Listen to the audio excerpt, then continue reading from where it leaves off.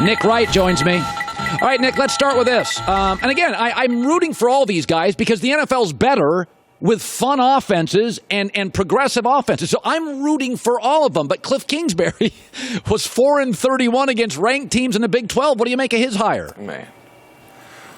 I understand the argument for it. He was the coach at Houston when Case Keenum broke records. He was the coordinator at A&M when Manziel won the Heisman. He coached Pat Mahomes. He knows Sean McVay. I get all the reasons that you want to hire the guy when Josh Rosen is your future. And maybe it works out. But I have to be honest, what bothers me the most about the Cliff Kingsbury hire is that he was interviewing in the first place. I have no problem with upward mobility. I have no problem with people leaving jobs early. But I do think if you take a job, you should be there more than, 30 days. Give it a year. And Colin, you and I have talked about this in my life. There was a moment where I accepted a job. And literally the next morning, I hadn't signed anything, I could have easily extricated myself. The next morning, I got a phone call from a different place offering me what I thought was my dream job. And I let them finish their offer. I swallowed hard and I said, I really appreciate it. I wish you'd called me 12 hours ago, but I accepted a job yesterday. And I'm not ashamed to say it. I hung up the phone and I cried because I thought I was walking away from the only job I'd ever wanted. But I had given someone my word. I hadn't gone, interviewed, taken a position, signed, told young people I'm going to come be their coordinator, and 2 weeks later been like, hey, bruh, turns out, crazy thing, there's NFL openings. I didn't know that was on the calendar. Riddle me that. I don't like how he went about this. Maybe he'll be good, but this rubs me the wrong way. I know that's kind of like an old man yelling at a cloud take, but if you take a job, do the job at least temporarily before you look for the next job. I agree. Baker Mayfield, hottest job. Everybody wants to coach him. Mike McCarthy's got a Super Bowl, resurrected Brett Favre's career, helped create to some degree Aaron Rodgers. Not interested, reportedly not interested. Bruce Arians, I want it. Took Jameis Winston instead. Okay. I'm sorry, Nick, and I'm not trying to be anti-Baker here, but if Baker's all that, Freddie Kitchens is it? He'd never been hired by a team as a coordinator. He was an interim coordinator. I don't understand why the Browns went with Freddie Kitchens. I do understand why some of the top candidates might not have been interested in the job, absent of Baker. Colin, I have learned this from you. What is the number one thing or one of the number one things you've looked at management when deciding if you want to take, who do you work for? And Jimmy Haslam is not a guy that I think you can trust whether you're going to one of his gas stations or whether you want to coach his football team. Like Jimmy Haslam, I think we're at 10 combined head coaches and general managers, and I know people love John Dorsey, but John Dorsey is not the boss there. Jimmy Haslam is.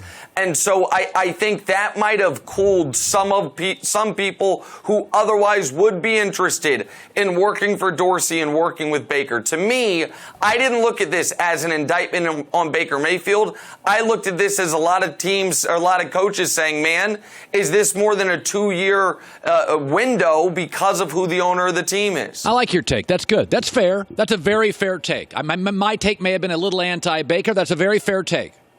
Baker, I apologize. Thank you. Can I tell you a take of yours I didn't like that I just heard a moment ago? Yeah, please. Are you entertaining working until you're 70? Because part of my career path involves at some point taking over for you, and I ain't got 25 years to wait, bro.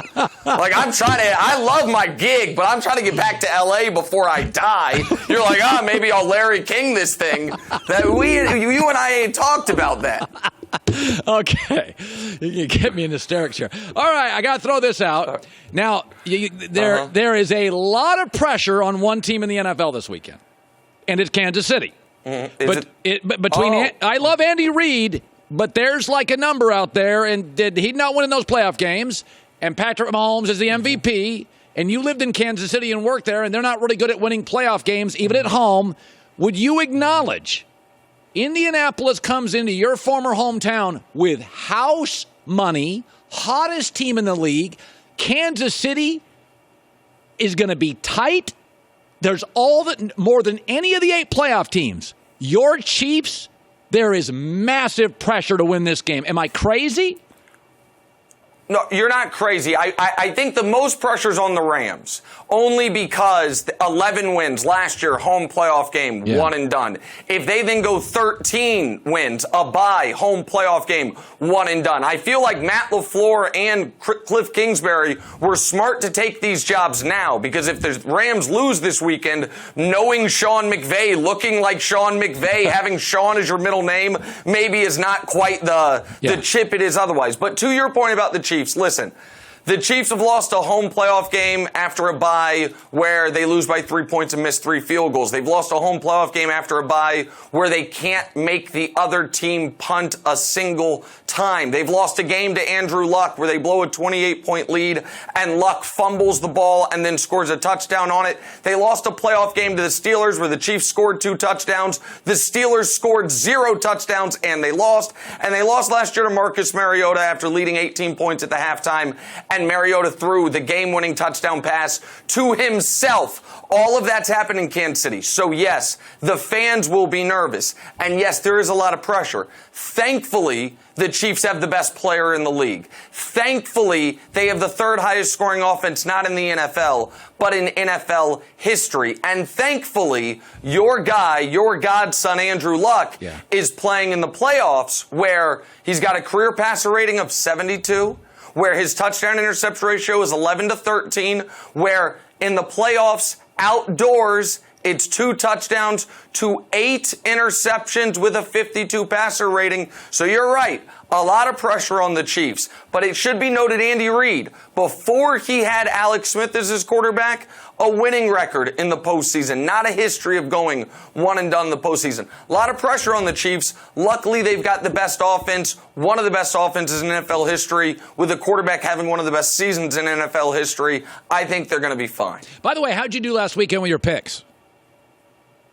Oh, I mean, against the spread, I did well. As far as getting the winners, I mean, it was tough. I mean, I feel like this is a bit of a twist to the knife. I think you knew the answer to this question. I got the Colts game right, and then I didn't get anything else right the rest of the weekend. Joy, how did I do? I mean, I don't know why you got to bring that up. Joy, Colin got all of the picks right. Okay, Colin, you went 4-0. Yeah. Okay. All right. So, Colin.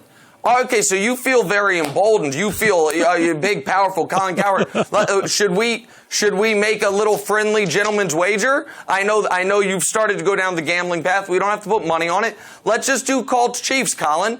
If the Colts win, I will, when I take some time off in February, grow an Andrew Luck neck beard and wear it my first day back. Okay. If the Chiefs win, you'll let the wonderful people at FS1's hairstylist department give you the Patty Mahomes hairdo for a show. How about that, Colin Cowherd? I wasn't even going to do this, but you want to bring up 4-0 versus 1-3, put your hair where your mouth is, big man. Well, actually, I would do this, and there's one problem. Oh. The one problem. I like the Chiefs to win. I like the Chiefs to win, too. The ultimate hedge. I love it. So you get to be right either way. I picked the Chiefs, or I told you, Andrew Luck. Oh, look at this guy. Should have been the MVP. What a coward. I can't believe you, man. Unbelievable. And I will retire before 70. And you can have the job. Nick Wright, ladies and gentlemen. Great seeing you, buddy. See you, bro. Yeah, see. Hi, everybody. Thanks for watching. Subscribe here to get the latest from the show. Also, be sure to check out more of the best clips from The Herd or go watch a few segments from other shows on FS1.